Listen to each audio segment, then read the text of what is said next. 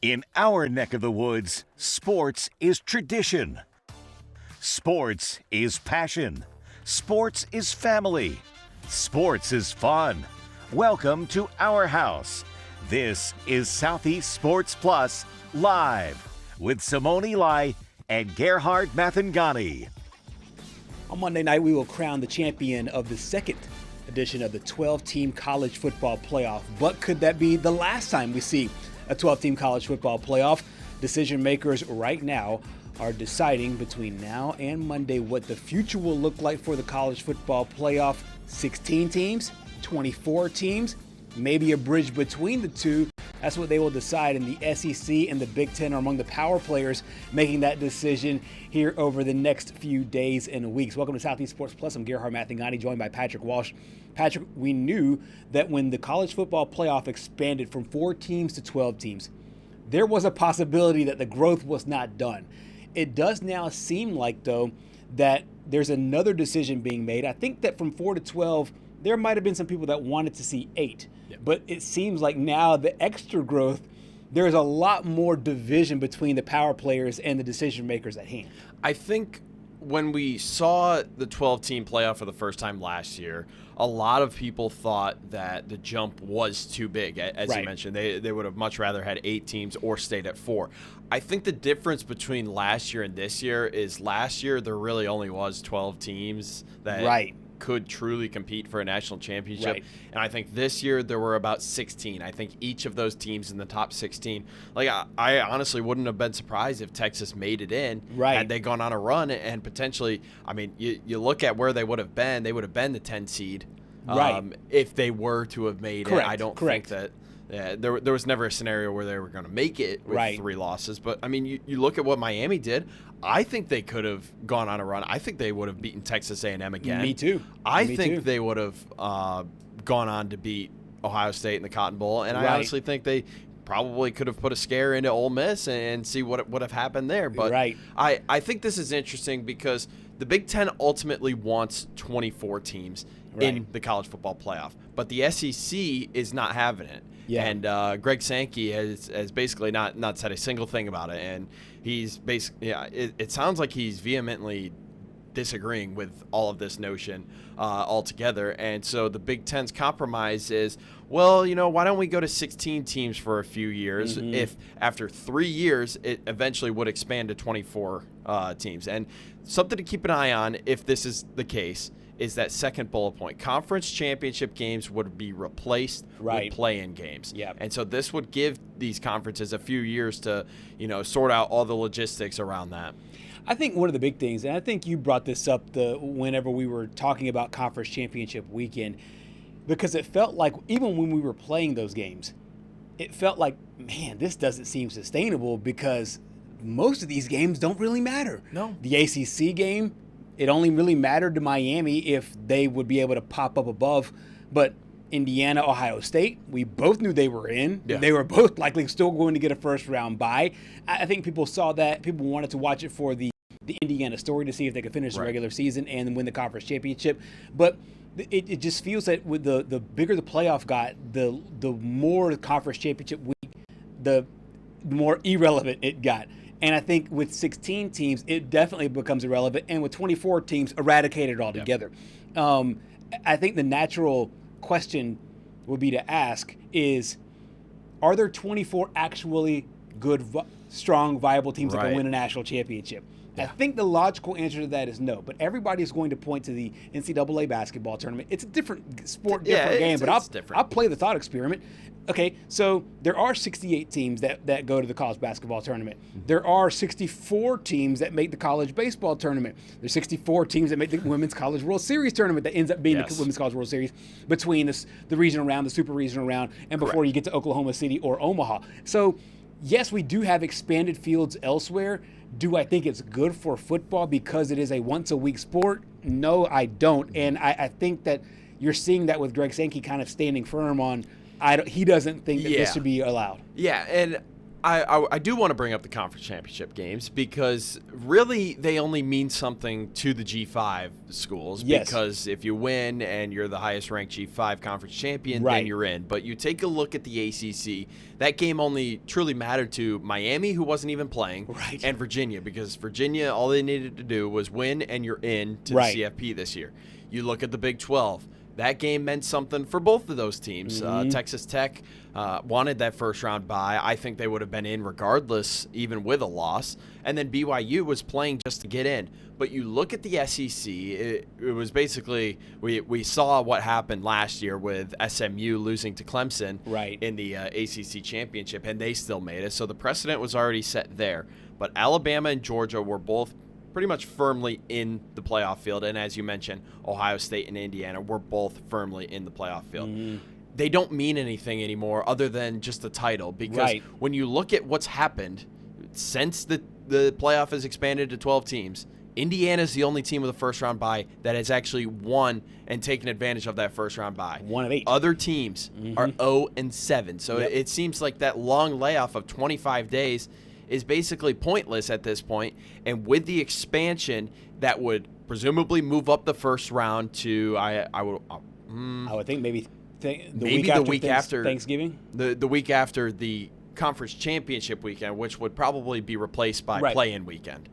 So that means same week, that first week in December. Correct. That would mean there would only be 2 weeks in between games, like the NFL with the first round buys. So I never fully understood why we give teams 25 days off. I mean, that's almost a whole month off. That's right. Without playing tackle football, without contact. I assume that they practice tackling in practice. But it's not the same as playing another team, and all your momentum just gone. Especially that deep into the year. You lay off a lot of your tackling in the practice sessions. That way you are fresh and ready for the game. But no, there is a game speed that you cannot replicate in practice. And I think it puts those teams at a disadvantage. And to your point, one team out of the 8 teams that have the first round bye, I know it's not 2 years, not a strong sample size, but 8 games is a pretty good sample size.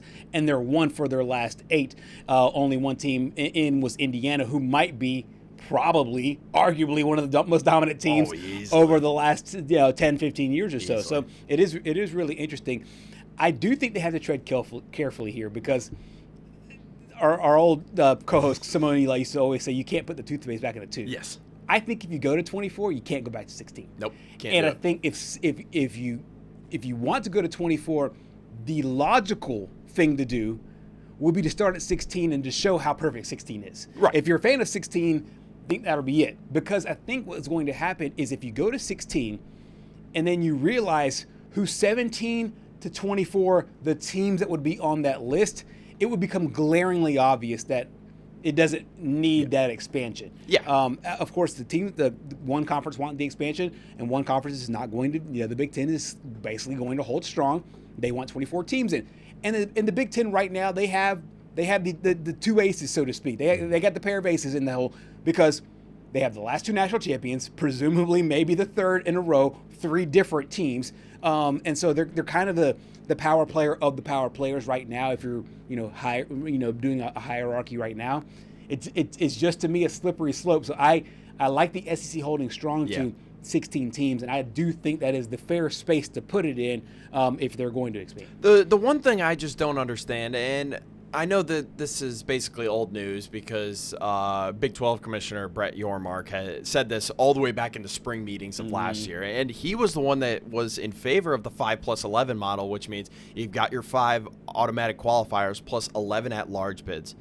I just don't understand why. I understand why the SEC would want to do that, because if you take a look at this year, had it been the 5+11, I believe that they would have gotten 7 teams in of that. The Big 12 would have not gotten that. And if you go to this 24-team model, which we'll do some hypotheticals here, if it were to happen this year, we'll take a look at some of those seedings. But the Big 12 is just not going to stack up when you have it as a committee-based model in regards to the SEC, because the SEC will always have that inadvertent bias to it just because of the hierarchy, the strength of schedule. I just don't understand why the Big 12 and the ACC would be in favor of leaving it into the committee's hands, because the ACC almost got squeezed out of a spot this year. This year, with a conference champion in, another conference champion had 5 losses, and I think that the only move for the for your mark, for the reason why he was even lofting up that as an idea, is that if he thinks that, okay, if Texas Tech becomes a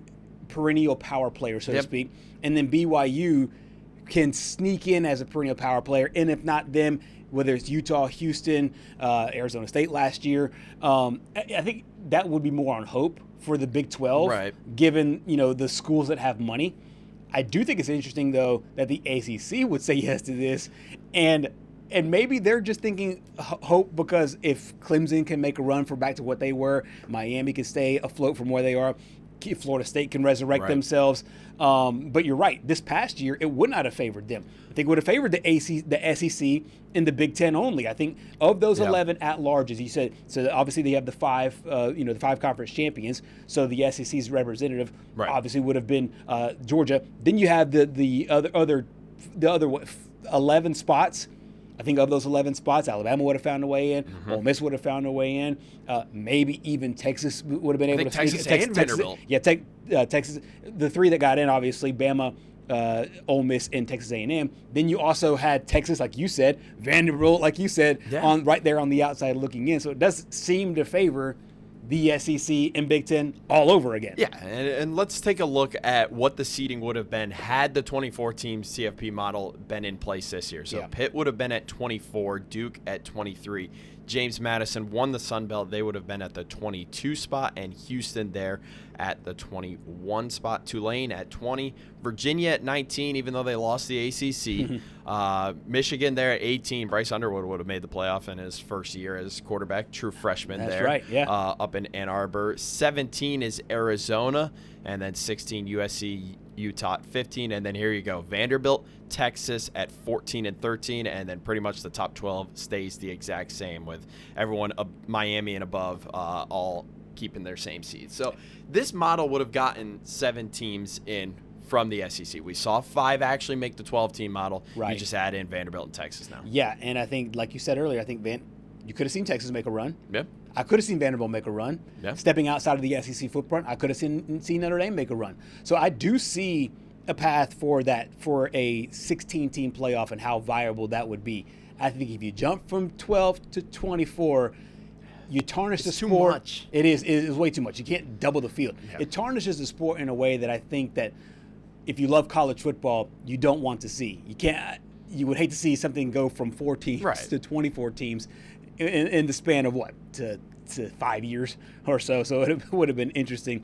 Some other news in and around college football today. Some late news out tonight. Speaking of a college football today, playoff team, college Dante football Moore is going to return to That's Oregon. Insane. Okay, So I presume that he's going to be making around $5 million over there at Oregon, and he's basically giving up $50 million in what would be guaranteed money just by being drafted. Because I mean, all signs said that he was going to be drafted by New York there at number 2 behind Fernando Mendoza. Yeah, and so this is interesting, because we saw Ty Simpson being offered about $6.5 million to enter the transfer portal. Reportedly, was Miami offered $6 million.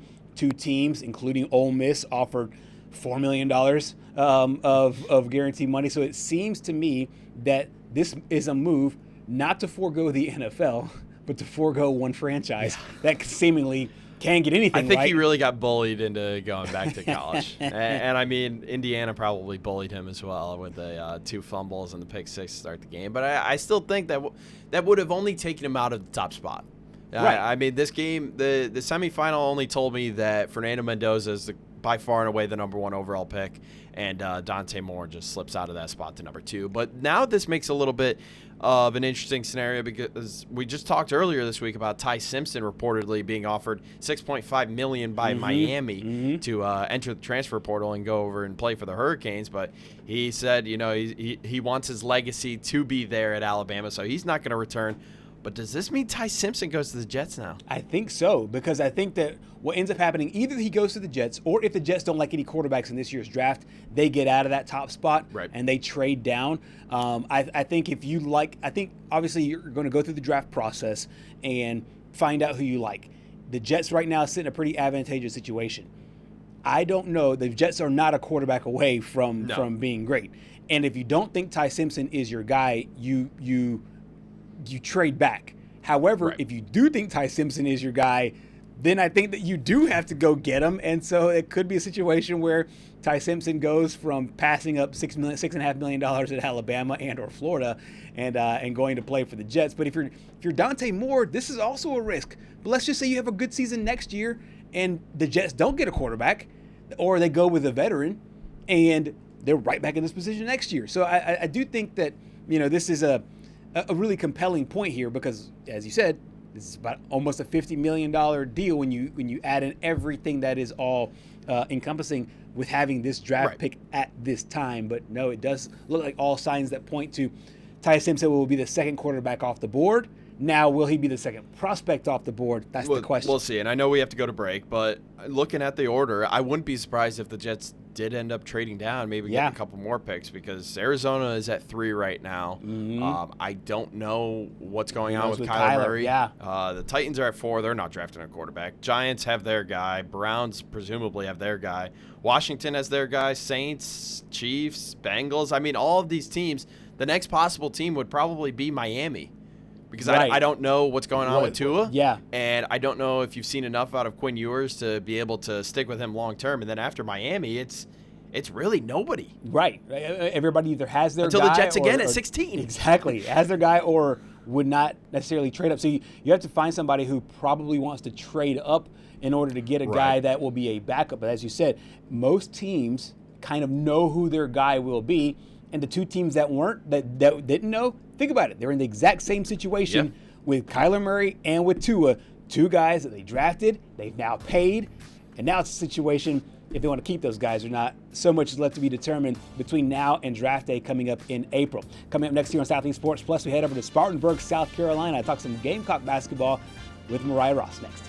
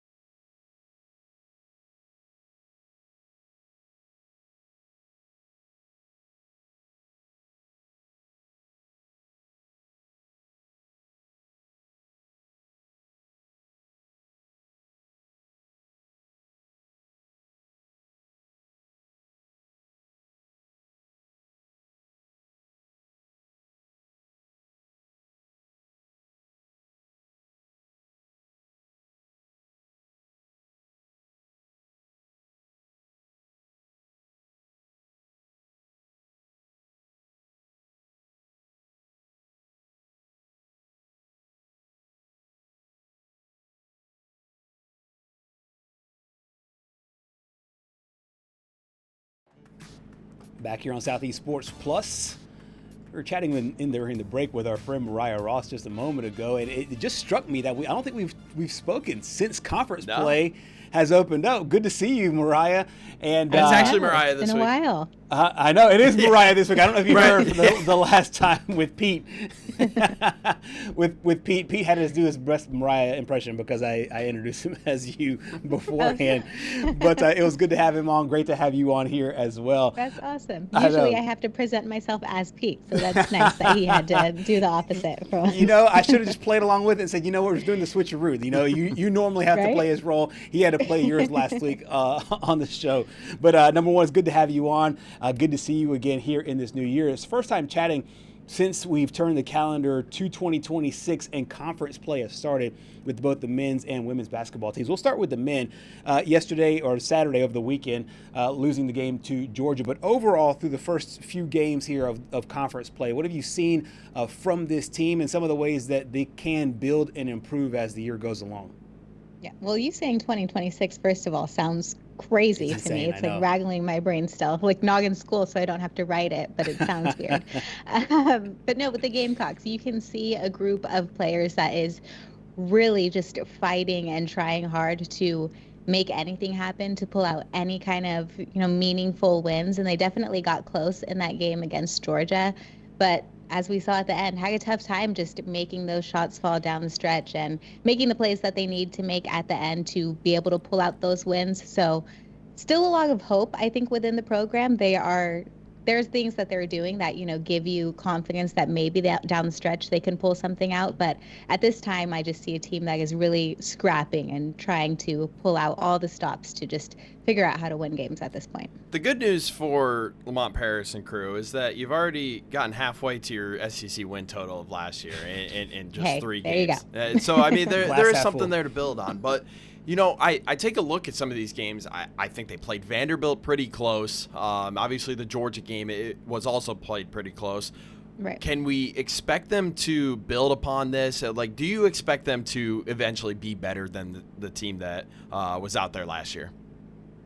I do. And, sometimes you got to go through those dog days to be able to find, the diamond in the rough, per se, and, just find ways to end up on top. And again, find ways to win. You kind of have to learn how to win, especially in the SEC. And so I think the Georgia game definitely did give us hope in seeing a team that leads the nation in scoring. I think they average over 96 points per game, Georgia does. Mm-hmm. And so to be able to hold them well below that to just 75 points is a great thing to see from the Gamecocks and just add something that they can build upon as the season goes on. Oddly enough, the one game that they've won has been on the road at LSU, and the 2 games that they've won, they lost have been at home. But now you're going back to the road to face an Arkansas team and an Auburn team coming up, and then after that it's Texas A&M on the road as well. Can they kind of do an inverse and be really good at on the road? Field disadvantage. Yeah, and be really good at on the road in the early part of the season, and then come back and make a strong stance at home. I just feel like it says a lot more about your team to be able to go to these tough environments and go get a win with 2 more tough ones coming up here, going to Bud Walton and going to the Jungle.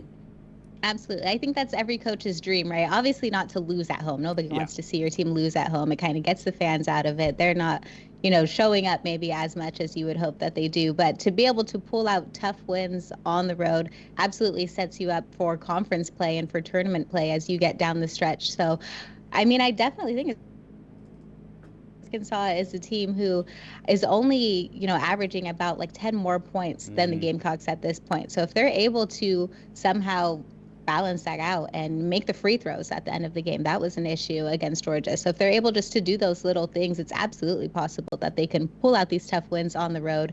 And then to find a way to win at home is always a little bit easier, I would say, just because you have the fan experience and you have the crowd behind you kind of backing you as you get through the game. Coach Paris talked a little bit about that, being able to close out and the things that came up Saturday, and then some of the ways he wants his team to improve. I'll have to watch it to see what some of the specific things we did defensively were, but just things I know off the top of our head. So if I look at this stretch And I remember, these are things that I remember specifically, not to call anyone out, but these are just plays that I remember. I know Michi got a wide open three. Elijah had an open three. Elijah passed up an open three and then threw to Michi for an open three. Miles had an open three in the corner. Kobe was at the basket and we threw like a little lob to him and he caught it and missed it right at the rim. We ran the hammer play to Miles in the corner for a wide open three. Even down to Mike's layup at the very end that we missed. There just were, we got none of those to happen. All those plays I just said all happened in the last whatever the amount of time was. I don't want to make something up, but I remember they happened in succession, and that led to a stretch where we weren't scoring while they were. We fouled them some, but I don't know how many free throws they shot. Even they're averaging 22 makes a game, so I assume it was under that. So that's on the men's side and looking for answers, and they'll probably, hopefully, get some as they go on the road to Fayetteville and to Auburn. Let's flip over to the women because they've been on an absolute tear from a wins-loss perspective. And I know Coach Don Staley is one of these people that understands the grind. This is a marathon, not a sprint, and to be able to get her team in perfect position to make that deep run. But now here we are sitting in these first few games in SEC play, 4-0 to start, along with Vanderbilt, who surprisingly is here, and Tennessee there as well. Through these first 4 games, what have you seen of this team and maybe the way this team differs from last year's teams or teams from before? Yeah, well, first of all, this team looks like a pretty different team than they looked like in the beginning of the season. Obviously, we're going to talk about Texas and the fact that they face them next up, but it looks like a different team than we saw early in the season with this game that they just played against Georgia. The offense, a little bit questionable at times, but the defense absolutely killed. They are, I want to say, 13th right now in the nation in points allowed, and they're leading the league in scoring defense. They have all kinds of accolades in that department. So defense wins championships is what they say at the end of the day. And so obviously the fact that they are tough there is a great way to start SEC play, something that they'll want to continue. Offensively, though, like I said, a little bit slow against Georgia, but it seems like they're figuring it out and finding ways to just continue to improve there. Medina Okot leading the nation with 13 double-doubles. Raven Johnson is having the best scoring season of her career. Tanaya Latson, who led the nation in scoring last season, is having the most efficient season of her career, which is crazy to say considering what she did last season. And so we're seeing all of these women continue just to pick up their play offensively. The fact that they can lean on defense for now as they figure that out is definitely key for them. 2 questions. Well, first one is, did you see what Vic Schaefer said about the SEC schedule and how it's, oh goodness, I keep forgetting the 2 words. Stench? He stench and the word vendetta, the SEC. Like the SEC has a vendetta against Texas. You didn't see that? I didn't see that. He said they have a vendetta against Texas. And it was all about the scheduling and the fact that they play South Carolina, they play LSU. And there's another team they play back to back, and he was basically it's not necessarily tinfoil hat conspiracy, but it's whatever tinfoil hat conspiracy first cousin is. That's what Big Schaefer was. Yeah. That's what Big Schaefer. His comments about being about having to play the upper echelon of the SEC back to back. So I guess he said that about the Texas schedule, but I'm looking at the South Carolina schedule, and I think it's just as bad about the vendetta, the stench around it. Is that just the product of just playing in the SEC? Well, that's what I was going to say. It just sounds. Not to say anything offensive, but it just sounds a little bit like complaining because, again, at the end of the day, you're playing in the toughest conference in all of college sports. And so, of course, you're going to see a schedule that looks absolutely grueling. I think most teams can say that at any point in their season. Mm-hmm. I think with just looking at football last season, South Carolina football had a very intense schedule in the month of October that we talked about a lot. But I think you can say the same for a handful of other teams in the SEC. Absolutely. And it did look even worse because he said it after losing to LSU. Yeah. And so I think he was speaking more emotionally. I think his emotions got to him and then he just went off the rails. Exactly. But speaking of that Texas game, I think everybody is now very, very excited about what lies ahead for South Carolina because this is not a game that we haven't seen yet. Like, I hate to use a double negative, but we've seen this game so far, but it didn't count in the SEC standings. It was a 2-point game, a game that South Carolina lost. What did they learn from that game that they'll take into this one after losing the game 66-64 early on and now playing a game that counts in the SEC and trying to get revenge at the same time?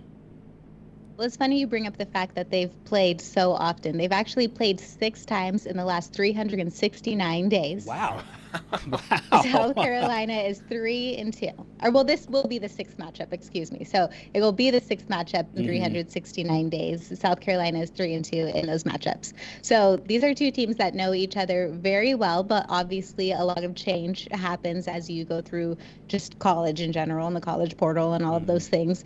When they initially played, Dawn Staley said it was a good loss for her team to have at the time. It was a loss that they could learn from, especially all of the young players, all of the players who have been there but are still figuring out how to gel with the newer players and, just figure out what this offense and defense and this team looks like with so many new players on the team. I think that South Carolina has grown extremely in terms of their defense and just finding their identity as a whole. That was something that they were really looking for in that first matchup, and we've seen it just come to life. They have the same starting 5 that they had against Texas, most likely starting in this game, and so that'll give them an opportunity to just continue to build on the consistency that they've had so far this season. I mean, you talked about that this is going to be the 6th time that they play in the last 300 or so days. I almost feel like this is the women's basketball version of Alabama, Oklahoma, because they played 3 times within the calendar year. Feels like it. Yeah, I mean, we talked about how they're trying to get revenge. Do you think that they will eventually get revenge here tomorrow night?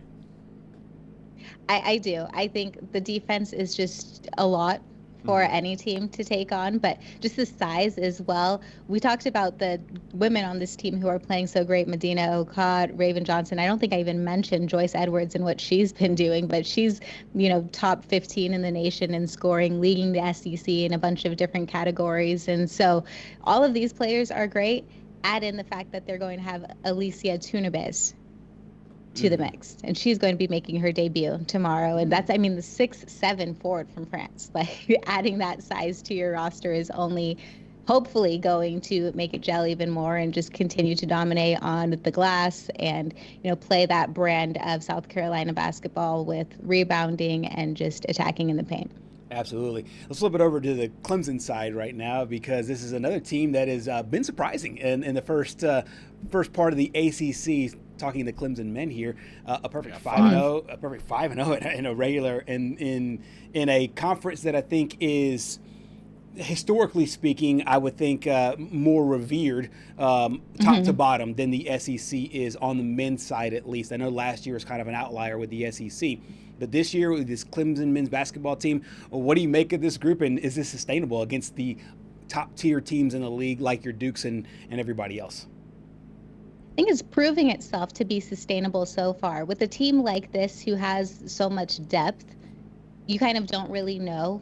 Coach Brad Brownell said, obviously it's more settling to have a guy and to have a specific person that you're leaning on, but it's still nice to know that you can really go to anyone on the roster from top to bottom, reach deep into that bench and still know that you're going to get plays from these men. That's something that makes this team good this year, he said. And again, it can be hard to know what you're going to get from a team like that, but we've seen them be able to sustain it so far. A lot of different players have led the team in scoring on different nights, led them in different statistics, and kind of reminds me of the Warriors teams of, the early 2010s when they were winning. The strength in numbers and the strength is in our bench kind of vibe is what this Clemson team is giving. The fact that they can, again, go so deep into that bench and still trust that player to make plays to win the game is something that is their superpower this year. And I think getting RJ Godfrey to come back to Clemson after he spent a year over there at Georgia was a part of that Elite Eight team. Definitely helped. Absolutely. But, you take a look at this weekend, and it is a very tough matchup against a Miami team that's won 10 in a row. And ironically, when I'm looking at this matchup, both of these teams' last losses were against BYU, and Miami hadn't lost to BYU, I think. It was like 2 weeks before the Clemson game, but can this be that game that really solidifies Clemson's prowess back into the top 3 of the ACC? Absolutely. I think this is going to be a game that we look back at the end of the season and say this was the game that either made or broke this Clemson team, just because they both are undefeated in the ACC. I think there's only 3 undefeated teams in the ACC right now. So, and yes. Yeah. So, I mean, the Duke, 2 of the undefeated teams in the ACC are playing this week.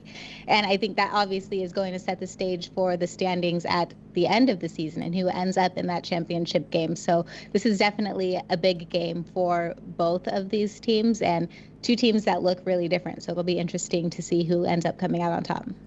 Interesting stuff there. They got the first win in the ACC. No, don't do it. No. I had to. No, what? This whole thing started with a win over Syracuse, and next thing you know, they're rumbling off. So it makes the Syracuse 3-point. What I was saying, they play them the toughest. I was doing glass half full here. I was saying, hey, Syracuse only lost by 3 points. And so, hey, now hindsight 2020, and if they beat Miami, it looks like, hey, Syracuse only lost to the number 1 team in the ACC by 3 points. I'm just saying, I'm not here being Mr. Positive. Yeah, I appreciate it. I wish they played again, I know, and that's another thing. How deep this ACC is, you don't get a lot of teams 2 times. The All Coast Conference. Right, exactly. Get out of here. Mariah, thank you so much for your time. Good to see you again here in 2026. You are right. What you said on the top was definitely right. It feels weird to say. It feels weird to write. Yeah. But no, it's good to see you back here again, and enjoy the next couple of weeks of basketball. Good to see you too. See you soon. Absolutely. Mariah Ross joining us from Spartanburg, South Carolina. 2 interesting basketball teams to cover with the South Carolina women's team and what this Clemson team is doing, because I think if you're just a fan of the Clemson Tigers, the football team really disappointed throughout the course of the season. What this men's basketball team is doing, and if they can win tonight, it might show, hey, they actually do belong with the upper echelon of the ACC, and it's not just a paper tiger. Yeah, and I think it would be a great thing to back up the incredible year that they had last year. I believe they only had 1 ACC loss last year. Yep. I mean, it was just absolutely incredible what they were able to do. Basically have an entire new roster under Brad Brownell, which another thing we could talk about with Clemson is that they are loyal to their coaches. Dabo's been there for forever. That's Brad true. Brownell has been point. there for literally what feels like almost 2 decades now. So, I mean, both of those teams have had their ups and their downs. Right now, the football team's kind of on the down, but back over to the South Carolina side, the men have a big one tonight. Huge one. Absolutely huge one for South Carolina. So we'll see if they can get it done. South Carolina women have a monster game against Texas. We will have that and so much more coming up a little bit later on this week's show. Coming up next here on Southeast Sports Plus, talk a little round ball. Trio of games from last night, including one where the Player of the Year candidate, he completely went off for the Crimson Tide in Starkville. That and more next.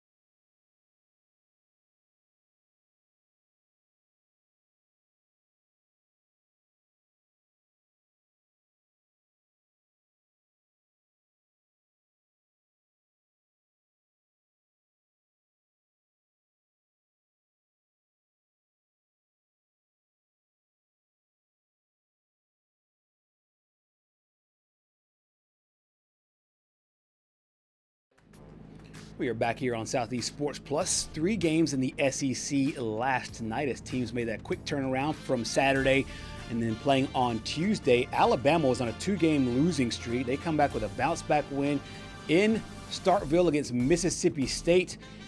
Josh Hubbard came into the game as one of the top players in the conference, but it's Alabama that gets the win 97-82.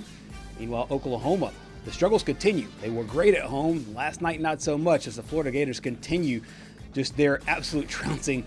And since the SEC play has started, especially over the last couple of games, 96-79. And Tennessee, Texas A&M, that game needed more than 40 minutes to finish up. 87-82, the final score there, as Buckyball handed their first loss in SEC play. Rick Barnes and company getting a very, very impressive win in entertaining fashion. 87-82, the final score there.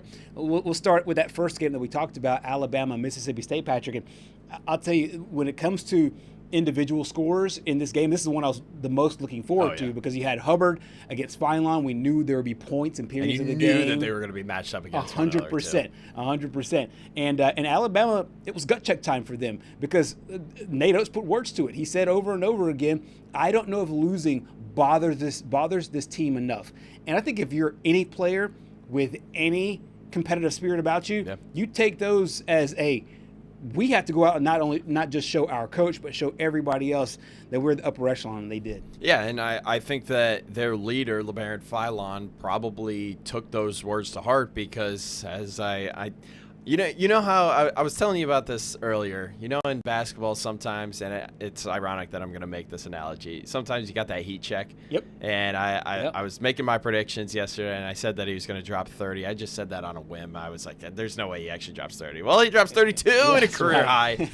Drilled 3 from deep. He must have heard us talking about how he's 2 for his last 16 from 3-point range. His 3 3-pointers, I believe that's probably right around where he's going to sit if he has a really nice night. But the one thing that surprises me the most is not only did he shut down Josh Hubbard, but we also talked yesterday about how Josh Hubbard kind of is that Carmelo Anthony type player. Well, he'll take a boatload of shots, correct, and then get his points that way.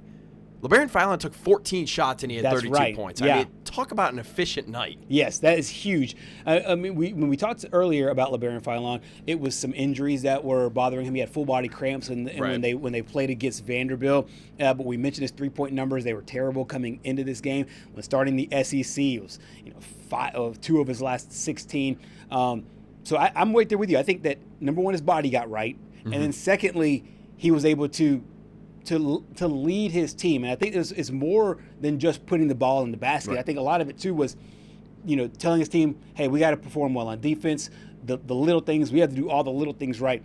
That on top of the fact that he was able to score in bunches. But you're right, comparing him to Hubbard, his whole thing coming into this game was the fact that, yes, he can light it up. He'll fill up a stat sheet, but he'll take up a lot of shots. Right. He was 6 of 16 from the floor. LeBaron Philon was 10 of 14. So 2 less shots, 9 more points. And I think that's the difference when you have your leader not having to, be the ball hog, so to speak, but still being able to get those points and get the win. Yeah, and I don't mean to make a comparison to, their in-state rival or anything, but I think this is also what Stephen Pearl's looking for out of Tahad Pettiford. That's right. And, I mean, Pettiford can score at will. It's just, is the defense there? And I think you could have almost said the same thing about LeBaron Philon. I think last night showed Nate Oates that he can play on both sides of the ball and be that leader that he needs him to step up into. We talk about Aiden Sherrill. He also had a career night. I believe they combined for 54 points in this win. So we talked the other day also about how it seemed like they were really missing him in that Vanderbilt game, and a lot of these guys did end up stepping up. I think London Jemison also had a really nice night there. I believe he was playing the 5 for Nate Oates and company. But I mean, this is a great win to put an end to the bleeding. You had that 2-game losing streak. Now you can say, all right, we're back to our winning ways. Now you just got to string a few more together, and you're right back in the mix for being that top 4 seed. Aiden Sherrill, 22 points on the night. Aiden Holloway with 15. Houston Milletta, nice night off the bench as well.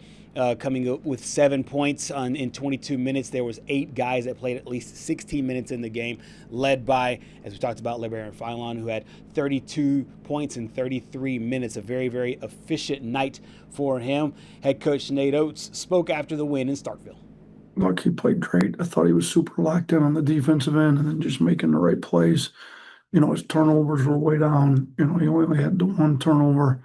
So, and, I thought they did a pretty good job taking away our threes. They got in their trap coverage and built out and kind of trying to force us to take non-rim twos, which they kind of know we don't take a ton of those. And I thought he was able to get downhill against their drop, play well. We didn't have a high assist game, only 14 because of the way that they guarded us, but I thought we still tried to move the ball and we weren't turning it over. We had the 1 turnover in the last win a challenge to turn the ball over for a pick 6 going the other way. Like up until then, we only had 4 turnovers. So I thought we'd done a pretty good job not turning it over. I thought Barron was aggressive, got downhill, shot it well at the free throw line, shot it well from the field. So it was a really efficient 32 as well.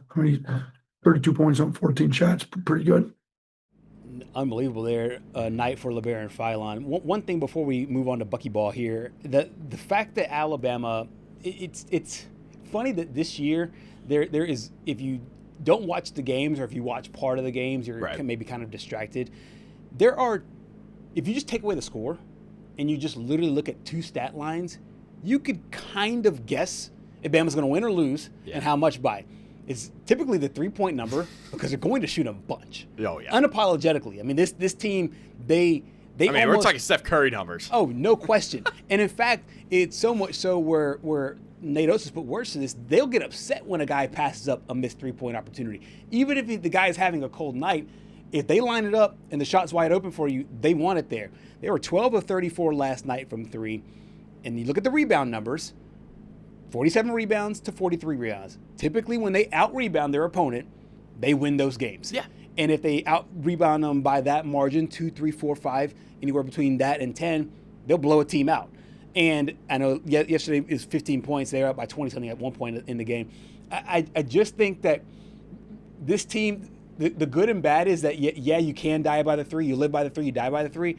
But also secondarily, it tells me, hey, if you just play with effort and hustle and get to the boards, this team's ceiling is so high. I think that's the overall point I'm getting at. And I think when you look at some of these box scores and you see all of these 3-point attempts, naturally you're going to miss a lot of them. You're probably going to miss. Good teams miss close to 2 out of every 3 3-pointers that they end up taking. So there's going to be a lot of rebounds up for the taking right there. And one thing that definitely sticks out in my mind are the offensive rebounds, because then you can have your bigs go and just put it back up and in and get your points that way. So at least you're not coming down with empty possessions there when you're taking all these 3-pointers. And I know it's been a problem this season, but as you mentioned, when they are out-rebounding their opponents by a boatload, this team is unbeatable. Yep. They truly are, and they're unbeatable as well if they shoot pretty close to 50% from 3 as well. I mean, I don't know how you beat that in today's game. It's hard. You just don't. Yeah, you really don't. It's really hard to beat that. So Bama gets the win. They bounce back, get back in the win column. Meanwhile, Tennessee, they invite buckyball over to Rocky Top, and they get the win. They needed double overtime to do so. Final score 87-82, and we were speaking yesterday with both Parker Ream. Also got a chance to catch up earlier this week with Sam Rothman about what this team looks like for Tennessee. Is this one where, hey, they can now circle the wagons, as Chris Berman used to say, and use this as they move forward? Well, I think so, because Nate Amon actually was a presence last night for Tennessee. I mean, a lot of people had heard about him being a potential lottery pick next year in the NBA draft. And he scored 10 of his 23 points in the overtime periods. This game went to double overtime.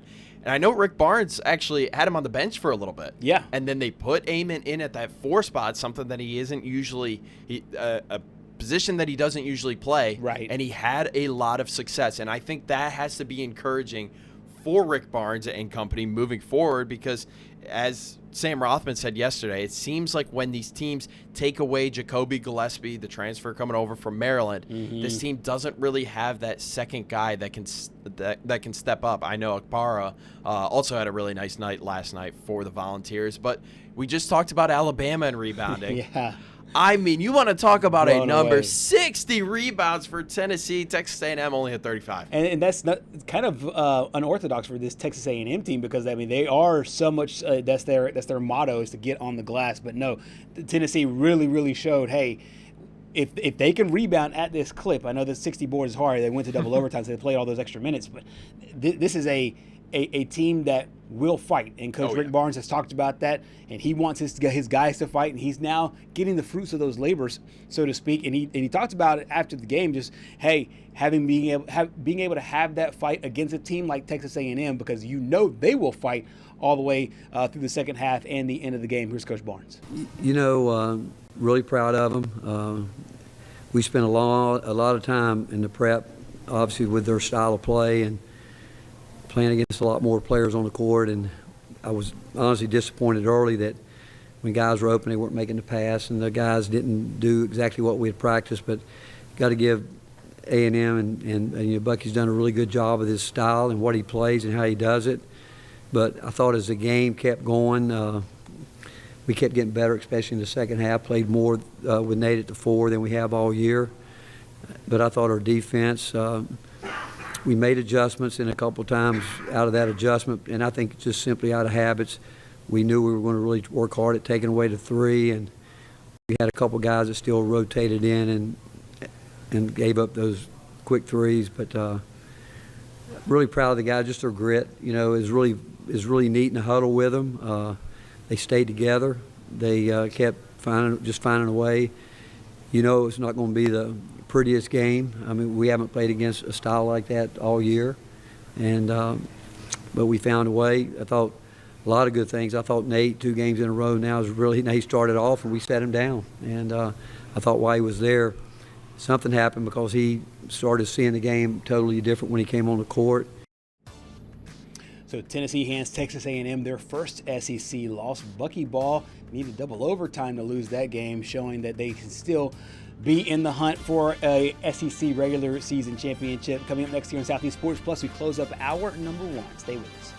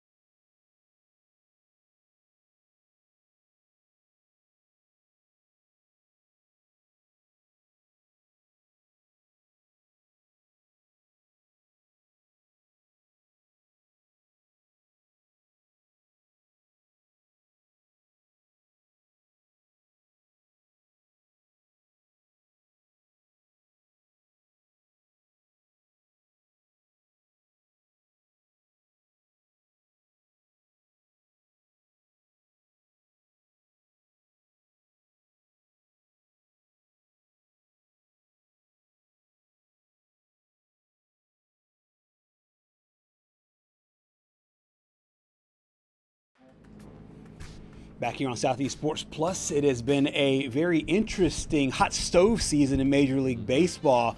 A former LSU Tiger is now in a new home. It is Alex Bregman going from the Boston Red Sox and signing a lucrative deal, 5 years, $175 million contract to head over to Chicago to play with my boys, the Chicago Cubs.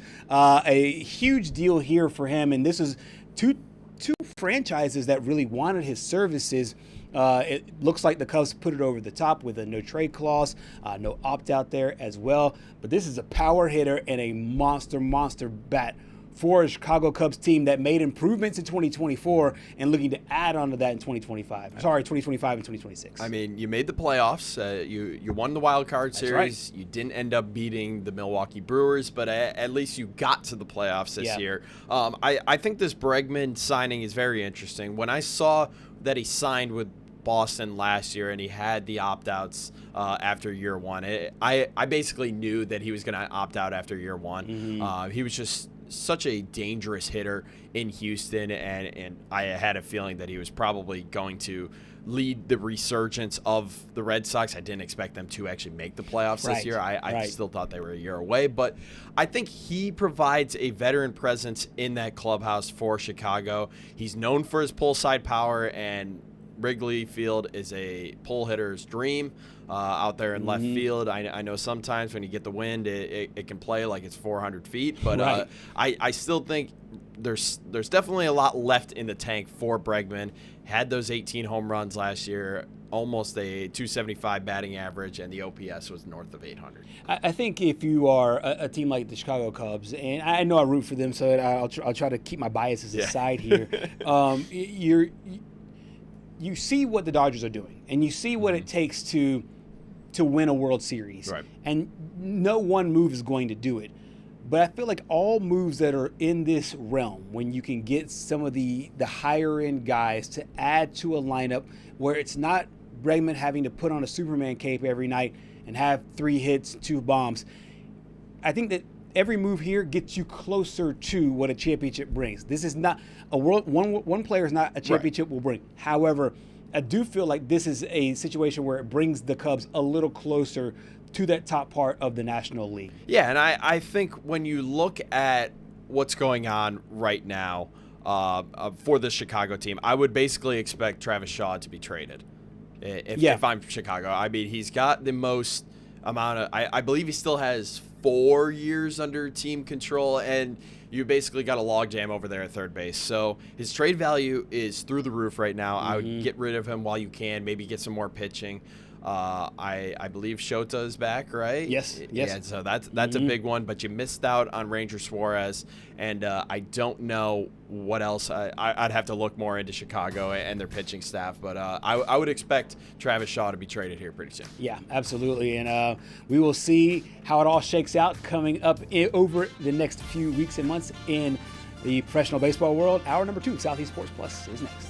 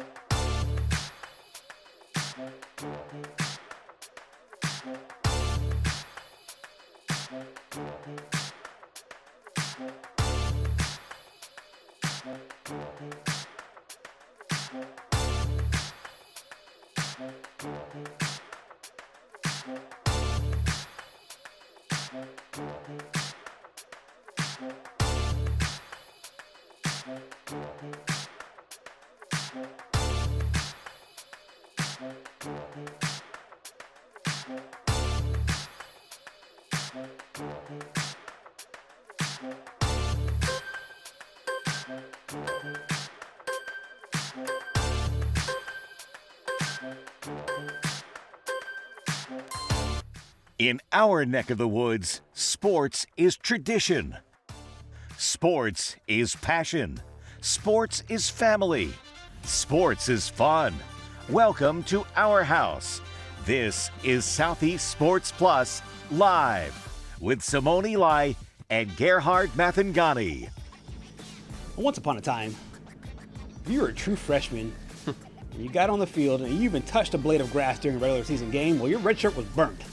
That increased to 4 games, and now it's increased to 9 games. A major shakeup here as the FBS coaches vote unanimously to up the redshirt rule from 4 games to 9 games, which will increase how many games a true freshman can play and maintain his redshirt freshman season overall or redshirt year overall. We'll break down all the dynamics here on Southeast Sports Plus, but in a time where it's kind of hard to get everybody on the same page, it's hard you see a unanimous vote for anything. And Patrick, we saw a unanimous vote here as all the FBS coaches are saying, hey, we agree to this in this ever-changing landscape of college athletics and college sports. I do feel like this one, I understand it, although I come from a time where it is just so hard to imagine a guy playing 7, 8, 9 games and still next year to be able to keep his red shirt. Yeah, I mean, this one I feel like is a bit egregious. I understand. Really? Yeah. Okay. Yeah, 9 games? Yeah. I mean, that's basically playing a season. 3/4 of a season. Yeah. When you think about it, when you break it down into thirds or into quarters, right? 3 games, 12-game season. I mean, that's basically a full season. Right. So I don't really understand this because that can have a major impact on how a team ends up doing. You know, if a quarterback plays 4 less games in a season, he's not going to have that big of an outcome or an impact on the outcome of a specific team's season. But that's basically, I mean, in Trinidad Chambliss' case, I believe he would have missed out by 1 game in the regular season, if this was regular season based. So I just don't really know. I mean, I don't know if I hate it like that much. I just don't. It's weird. There's just so much of a gray area going on right now with eligibility and the requirements in order to get another year. I understood the whole COVID year thing, but part of me wants to just go back to the pre-COVID year. You get 4 years to play, and then you've got 1 year to redshirt. That's right. Yeah, I think that Coach Calipari. I know I'm crossing sports here. This is a football rule, not a basketball rule. Coach Calipari talked about how I think that if you want to get to a model where you have basically 5 years to play 4 seasons. I think what this essentially does, it opens up, like you said, 3/4 of another year to be able to get on the field. Now, part of the reason why they were talking about this and part of the reason why this even came up was for the major bullet points, if you're asking the reasons why, is to be able to have those increased player times, but also player development, roster management, especially in this NIL era. And I think a lot of coaches are saying, hey, look, if you want us to still recruit high school players and not just raid the portal for the majority of our roster, then we're going to have to be able to have incentives to be able to still recruit young guys. So I think this does give you an incentive to recruit a young guy and recruit a guy out of high school and still play him. But then, so if he asks for playing time, you give him playing time.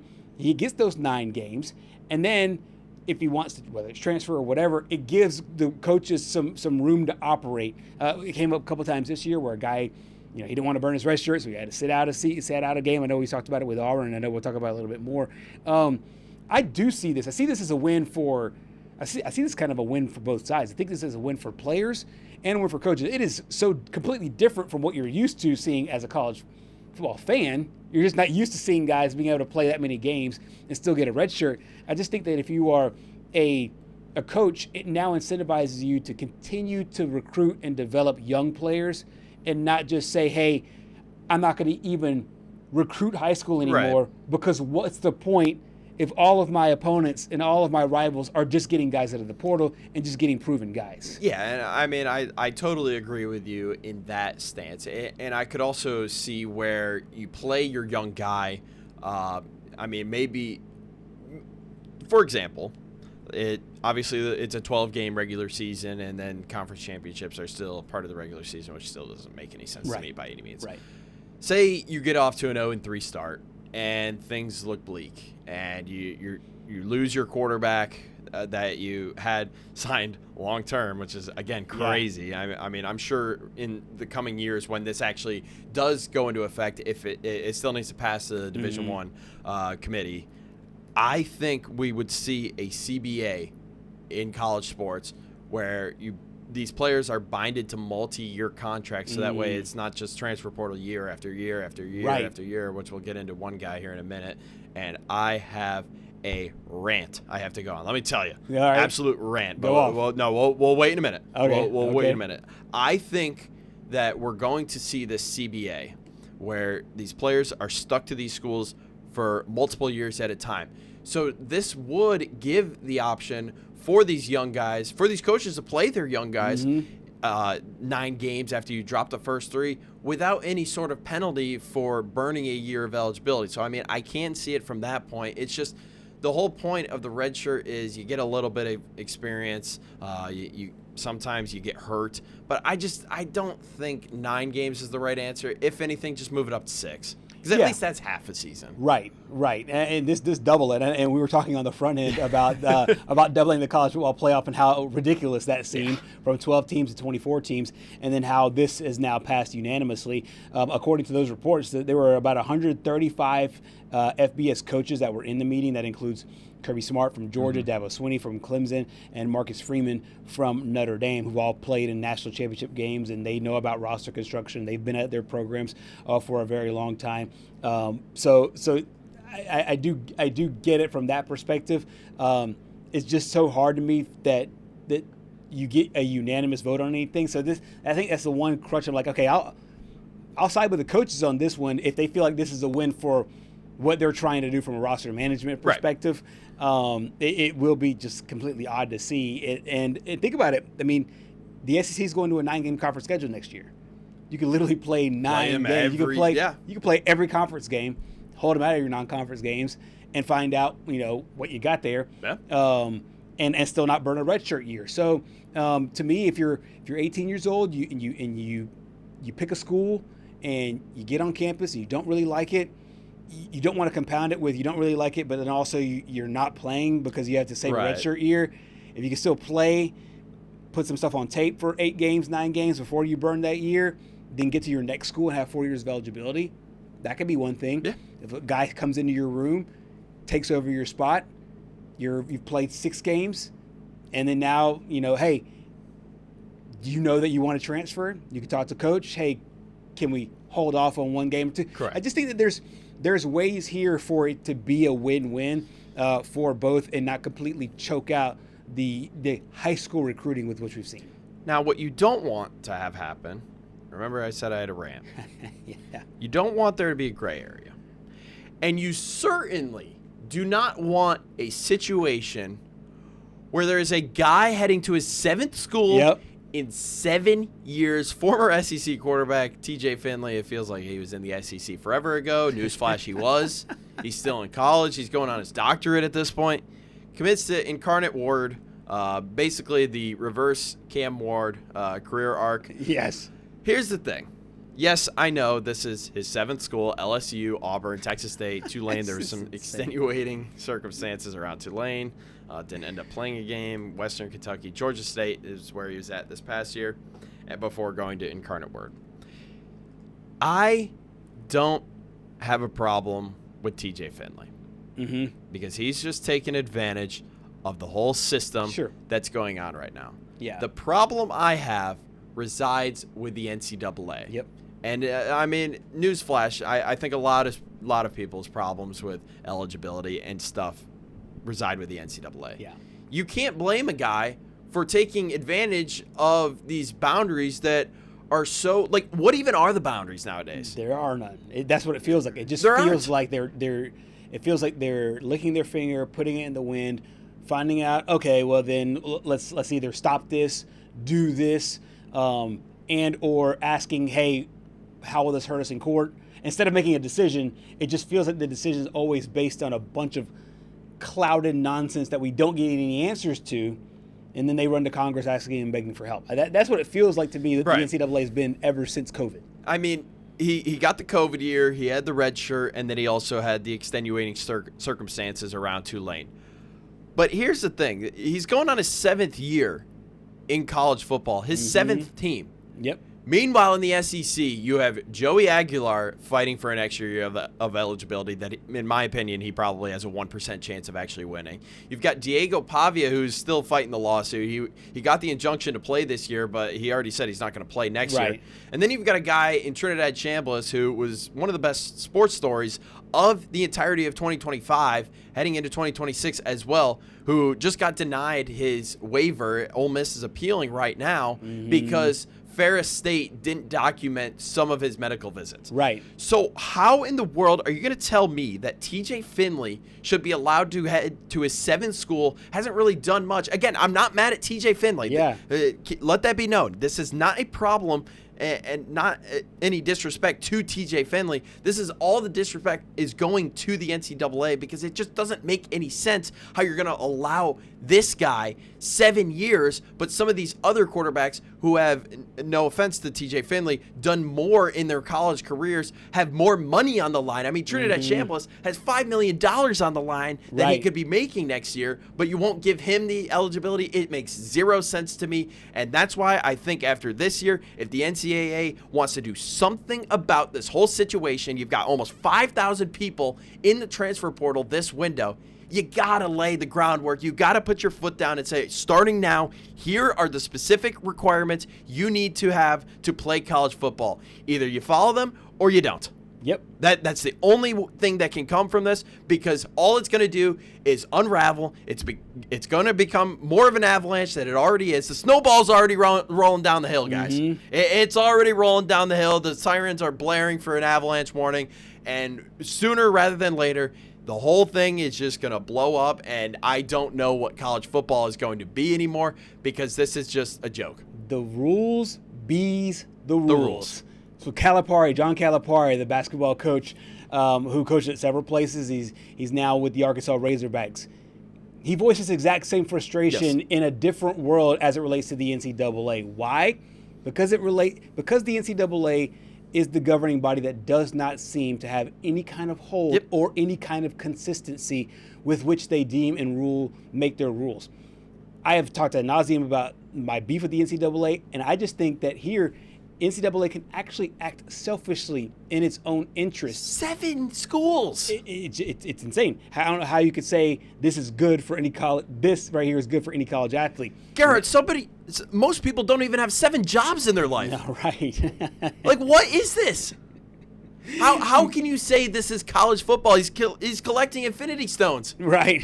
Infinity Stones with schools. But as you said, his arc is going backwards. It is going kind of opposite of Cam Ward. Ward went from Incarnate Word to the Heisman Trophy and #1 draft pick. And TJ Finley is going backwards. And as you said it multiple times, and I'll reiterate it because I'm the same way. You're not mad at TJ Finley. I'm not. He is taking advantage of a very, very broken system. And I think that's what we're seeing right now.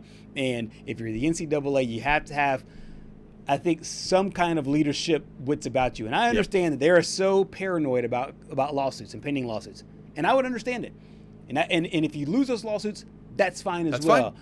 But have some consistency. Don't act like a leader on one end. Don't act like we're a leader. We're going to maintain the rules on Trinidad Chambliss, and then not do the same as it relates to other candidates in other places elsewhere. This to me just seems like if you are in the NCAA, if you're Charlie Baker, if you're anybody like the governing body at large, they had to sit down and ask, what Right. are we? What are we? Are we traffic cops? Are we Mall cop? right? Or are we going to be matadors and just let everything in and just be wide open for everybody? Be like those security guards that are trying to stop people from storming the field. They just stand like this. They're just pylons. Yes, exactly. Speaking of this, we talked earlier about how this would have benefited some other people like Ashton Daniels and a few others. And but so, I don't mean to cut you off. No, I have an idea for what this could entail. I have an idea on how everything could be fixed. You go back to the way it was before the whole COVID year and when you started handing out COVID years and everything. You've got 5 years to play 4. You can medically redshirt. You can just normally redshirt, but you got 4 years. Or you got 5 years to play 4. And I know some people are going to be like, oh, but what happens if I get injured? And my argument to that is, if you're in the NFL and you get injured, right? Do you get an extra year added onto your contract? No, it's just it's part of the deal. It's part of the deal. And it's already baked. And it's already baked into the cake. To your point, it's already baked into the cake that the NCAA has already said. They already give a medical redshirt year. Yes. So I mean, you can still do the same thing. Say, hey, all right, see, you have 5 years to play 4. If you do get hurt, you can get this medical redshirt here. And so I mean, that like I said, that was already within the parameters of what was going on earlier. And the system was not absolutely perfect, but it was good. If you get hurt in high school, do you get an extra year of high school? No. So why is college the only sport, the only level that you can get an extra year of, whether it's your contract, whether it's your eligibility, to play? It just doesn't make any sense. Right. And it's so broken right now that it's almost like I made the analogy with the Avalanche. The snowball is rolling down the hill right now. It's gaining speed. It's probably about 70 miles an hour. Right. And within about 15 minutes, hypothetical time, the town is gone. Yep. And I just don't know what's going to happen. And to continue that metaphor, I think what ends up happening is as this snowball is rolling down the hill, we're picking up branches and loose tires and everything else as it rolls down the hill because all these what-ifs keep happening. The what-if about JUCO. What do you do with JUCO athletes?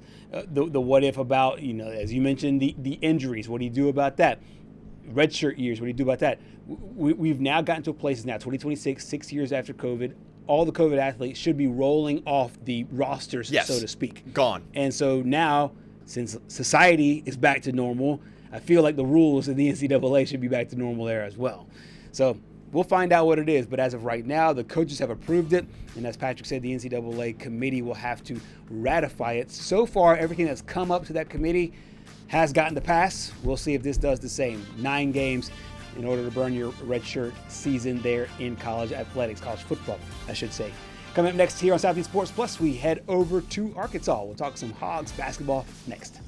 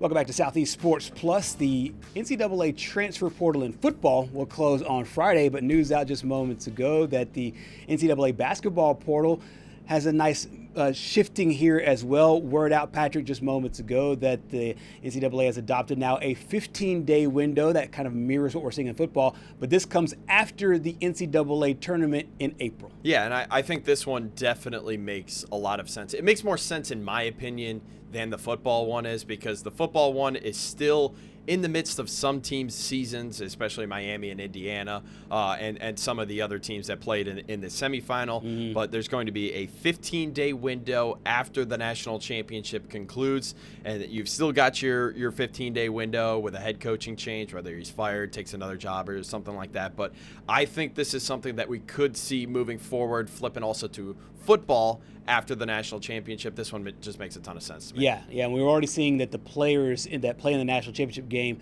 will have a little extra grace period to declare for the NFL draft. I think the transfer portal window will fit in there as well, so some clarity on basketball.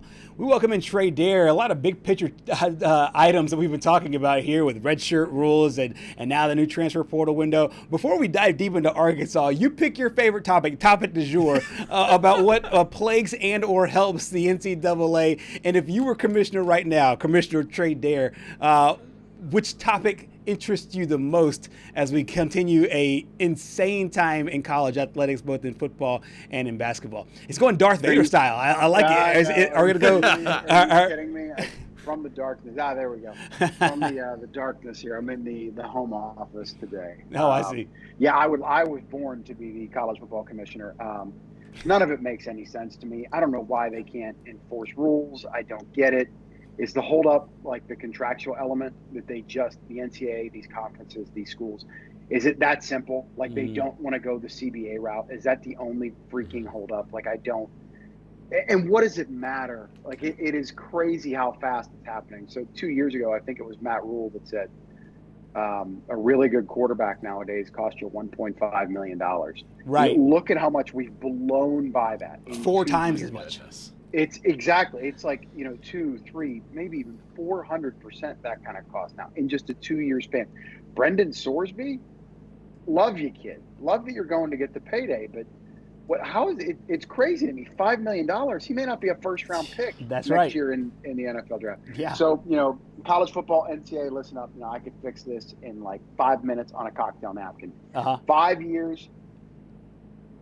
Let's move the college football season up 1 week. National semifinals on New Year's Day, maybe some type of an NIT G6, G5 championship at noon or 1 o'clock on New Year's Day. Let's get the Rose Bowl back at 5. I don't care about their TV windows. Let's embrace some of the traditions.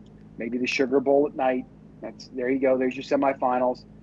That Monday after Week 18, the NFL season, that should probably be your national championship, game. Right. That's a pretty good time slot for that. Maybe there's a year or two because of a conflict. You have to play it on a Thursday. No problem. Portal, I got this figured out too. April 1st to April 30th. I don't want to care about spring football and all that crap and these greedy coaches. And that's part of the problem. They're greedy. They want those kids on campus for spring football. So let's figure that out. April 1st, April 30th, 30-day portal. You could do all your tampering all semester long while those kids are in class at that school or wherever they want to go to school. And then let's move spring football or OTAs or whatever they want to call it to a 20 or so day window, May 1st, right when finals start until May 20th or just before Memorial Day. Then give the kids a 6-week summer break and or if they want to enroll in summer class, whatever, right back. Is I like it that damn hard? Sincerely. It's not ridiculous. And the 2014 playoff, what are you doing? That's insane. Again, they're chasing money. Yes. And they're going to make so much money off that contract, and we're all going to talk about it, and it's such a big deal. But then you're cannibalizing yourself because I see it, and I used to love college basketball, and I still like college basketball, and I know we're going to get to Arkansas. And the tournament is so great. Yep. The NCAA tournament, it's the coolest freaking thing out there. But maybe you guys don't live this because you're in a college market. These regular season games mean nothing. Yeah. They don't do numbers. Right. Nobody tunes in until that last weekend to see what the bubble teams are going to do. Or they check in on the conference tournaments to see who's going to steal a bid. and that's it. And if college football goes to 24 teams, the same thing is going to happen. I mean, absolutely. I don't even like 16. I think 12 is fine. I think 12 is good. You got Notre Dame sitting there and being like, well, wait a minute, we were ranked ahead of Miami all this whole time, and they're playing for the national championship. I think 12 is great. I wish there was some parameters they could do to maybe. I'm all for the little guy. I really am. Yeah. Right. Football's so different. James Madison just doesn't belong. I'm fine with one bid. Tulane, fine. Right. And then that almost provides, like in the 12-team model, it kind of gives like a bye to that 5 seed, because let's be honest, guys, like once every 20 years, that 12 seed you'll find that, is gonna win the game. But move the season up 1 week. It should no way should it go beyond January 10th, maybe even like January 8th or so. But you're splitting hairs there. I mean, you're talking about a 3-week span from the national championship until first pitch for baseball. That just can never be the case. And you're getting to the point where the season's just going on too damn long. Yeah, these kids they're almost all there for summer practice, or for summer school. But even the ones that for whatever reason aren't there for summer school, so you're showing up mid-July, and then if you're fortunate enough to play through the Final Four or something like that, you're there until January 10th. Mm-hmm. It's just too long. And then I have a problem with, like, is this good for your fan base? You move the season up a week, I think that's okay. But if you're talking like 2 weeks or something like that, I've lived in the South, and I know they have these TV windows to fill. So, a week or two in August, and especially those first 2 weeks in nobody September, will complain. You're going to throw your fans on those aluminum bleachers, 90-degree heat at noon? Yes, yeah. Ridiculous. And that's not good for your players either. Well, common sense kicks in and say, oh, well, don't play any games after, or, until 4 o'clock. They're never going to do that. No. Because they have to fill the TV window. Right. You're not going to burn a whole day just waiting for the sun to set to be able to make sure the temperatures are cold enough to be able to get them in. So while they do want the games, they want them under these certain conditions, and it just won't happen. So I'm right there with you. I love that transfer portal window, that 30-day window into the semester. That way everybody knows where they're going. Yeah. And then an NFL model in the summertime with OTAs, mini camps, training camp, and then, crescendo into the season. Spring practice, 3 straight weeks. Spring games are dead. Move up, the camp maybe 10 days earlier. You start the camp because I've tacked on 1 week earlier to start the season. Mm-hmm. So essentially, you're just starting the camp 1 week earlier. Or 10 days earlier? What's the problem? I think it's all fair. I love it. I really do. I love it. So the Commissioner Dare. Let it be said, let it be done. Now I'm going to ask you to put your Arkansas analyst hat on, because this is a basketball team that there were some ups and downs, and we heard from John Calipari, and he does his best, John Calipari, about everything, about this team going back to middle school style basketball, 8th grade basketball, and then get a nice win early, but then lose to Auburn. I know it was a desperate Auburn team. They gave up 95 points in that 95-73 loss there to Auburn. What'd you make of not only that game, but the early part of the stretch here as Arkansas is in SEC play? College basketball commissioner, I got my Duquesne Duke hat on. If you brought me up on camera there, shout out to the Dukes. Drew Joyce, former teammate of LeBron James. Hopefully doing some big things. Oh, nice. But they're struggling a little bit. Maybe they can get back to the tournament in the next couple of years. I don't want to wait 50 years again like we had to last time. Cal tried to shake off that game against Auburn. It's like, guys, we just didn't have it today. I hope he's right. He better be right. He better, because there's the effort. If effort's a problem, then that means there's something wrong with your culture. Yeah. So hopefully it's just as simple as, they weren't making some shots. Auburn's better than their record indicates. I think we can all admit that. I wasn't familiar with Keyshawn Hall's game, but damn, he's good. Sign that kid. You guys down there in Mobile. Yeah. You must be familiar. I don't know why he doesn't get more love. It seems like he's night in, night out, a 25-point-a-night scorer in the SEC. I mean, he better be first-team all-conference. If they somehow get to the tournament, he better be in the discussion for Conference Player of the Year. So I don't know why this kid hasn't gotten more love for whatever reason.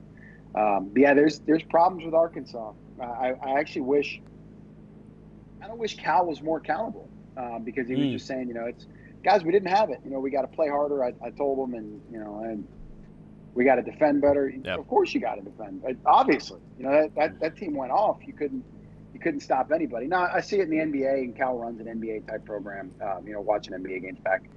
back in the day, load management and all that stuff. So it's a little bit of a different world. It doesn't happen in college basketball whenever you're playing 2 nights. But all the time I would watch games with the Celtics, and they just didn't have it in the third quarter. They'd mail it in. And guys are getting run that don't get run, and the starters are on the bench, and they use a chance to rest their legs because, we're down by 25 points, and it's just how we're going to treat it. I wonder if there was an element to that. You're down, I think it was 22 at the half. They just were really never in the game. Darius Acuff, who's been an absolute superstar, could be an All-American this year, likely will be an All-American this year, going to be an All-Conference player. He just really didn't have it. The shots weren't going in. Yeah. So, they're, as Cal said, they're not robots. They're human beings. They have their off nights. It does affect them. So hopefully it's just a one-off. And maybe Auburn's kind of find themselves. I thought that was a team that, they were ready to quit after the way that A&M game went down, and kind of where they sort of stood with where their season was, and they didn't quit. They came out and pushed back. So bigger things from Arkansas tonight. South Carolina, a team they absolutely should beat. This freaking light. Is that a motion sensor light? No, it's my wife's office. I gotta tell her, like, Morgan, what's going on here? Why is this thing not working? Morgan, get the light situation. Get the lights. For a different. I can't work like this. This is why I got to go to the office. Can't work in these situations. You talked about the South Carolina game here tonight, and it seems like they've been playing teams close, especially on the road. And this is we had Mariah Ross out of Spartanburg on earlier in the show talking about how it's almost like a home court disadvantage for South Carolina here this year.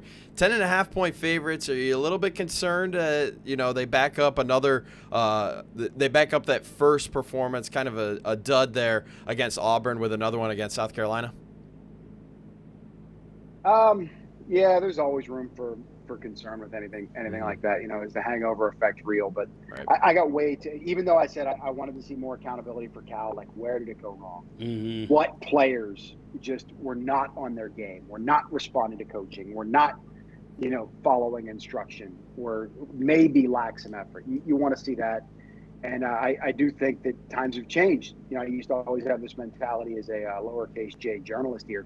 They're college kids. We got to be careful. We can't throw them under the bus. They're not NFL players or NBA players. But then I find myself saying, like, nah, they're paid professionals. Yeah, we got a bunch of millionaires in there. They're collecting big checks. We can question the effort. We can question why they called a timeout whenever they didn't have any timeouts there, Chris Webber. Y'all are getting paid. So I just think this team's really good. We live in a reactionary culture. That Auburn game, you're looking like, oh, it sets up nice. They're going to be 4-0 in conference play.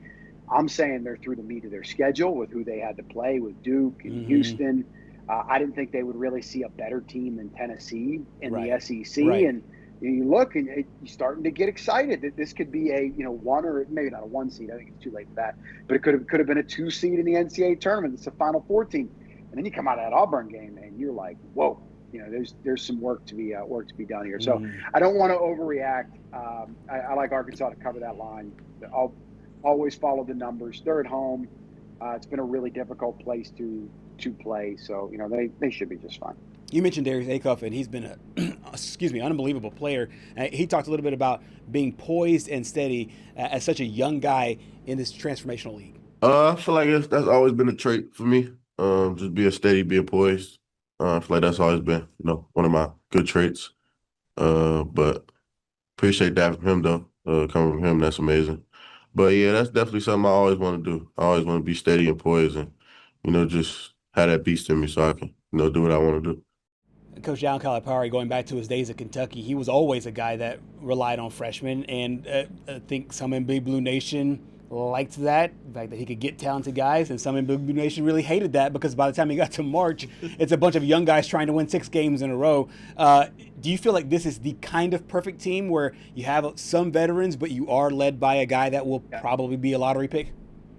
Yeah, I just said there, I love, going into that Auburn game, it's like you love this team, and it feels like they got the perfect mix, right? With, Trevin Brazile, I think, is 23 years old and can be a superstar in the college game with the length and the way he can affect things defensively. He's just been a little bit inconsistent, but man, when he's on, he's on. The post players they have, tough, big, a lot of size, Malik Ewan, Nick Pringle, and then the big time NBA talent in Darius Acuff And they're probably an NBA pick next year.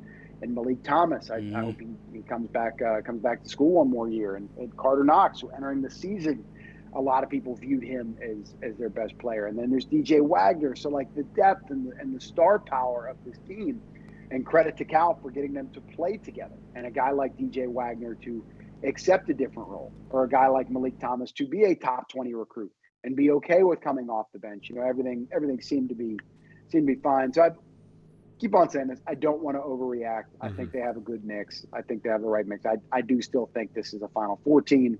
20-point loss is pretty alarming. Final Four teams shouldn't lose games by 22 points, but especially to a team that may not make the tournament. And Auburn, a lot of talent in this league.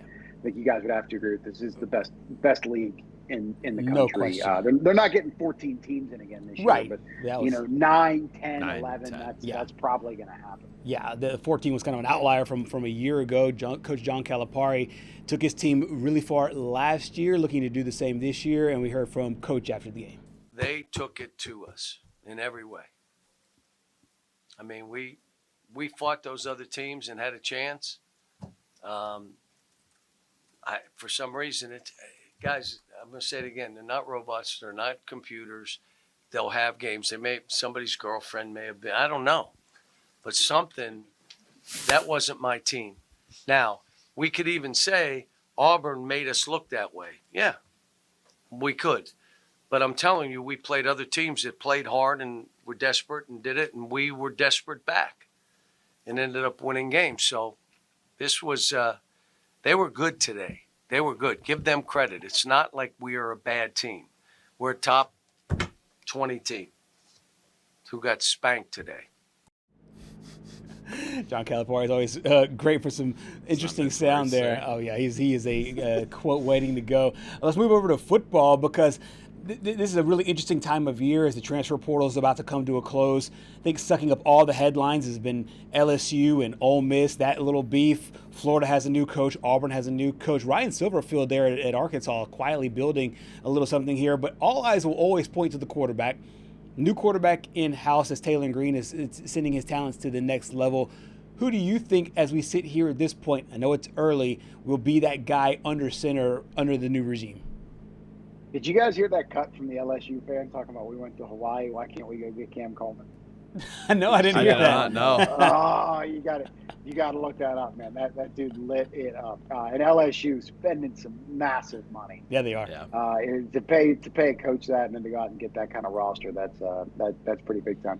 I like what Arkansas did, but then objectively, you look a year ago, I think they had a top 20 portal class. It just didn't work. The money wasn't spent in the right place. The offense was really good, but they got nothing